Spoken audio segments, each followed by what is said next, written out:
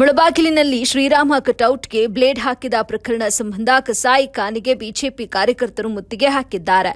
ಮುಳಬಾಗಿಲು ಪಟ್ಟಣದ ಜಹಾಂಗೀರ್ ಮೊಹಲ್ಲಾದಲ್ಲಿ ಘಟನೆ ನಡೆದಿದ್ದು, ಶ್ರೀರಾಮನ ಫ್ಲೆಕ್ಸ್ ಬಳಿ ಇರುವಂತಹ ಕಸಾಯಿ ಖಾನೆಯ ಮಜ್ನು ಎಂಬುವವರಿಂದ ಕುಮ್ಮಕ್ಕು ನೀಡಿದ್ದೇ ಘಟನೆಗೆ ಕಾರಣ ಅಂತ ಬಿಜೆಪಿ ಕಾರ್ಯಕರ್ತರು ಆರೋಪವನ್ನ ಮಾಡಿದ್ದು, ಕಸಾಯಿ ಖಾನೆ ಮನೆಗೆ ಮುತ್ತಿಗೆ ಹಾಕಿ ಪ್ರತಿಭಟನೆಯನ್ನ ನಡೆಸಿದ್ರು. ಕೂಡಲೇ ಬಂಧಿಸುವಂತೆ ಕಾರ್ಯಕರ್ತರು ಆಗ್ರಹಿಸಿದ್ದು, ಸ್ಥಳದಲ್ಲಿ ಬಿಗುವಿನ ವಾತಾವರಣ ಕೂಡ ನಿರ್ಮಾಣವಾಗಿದೆ.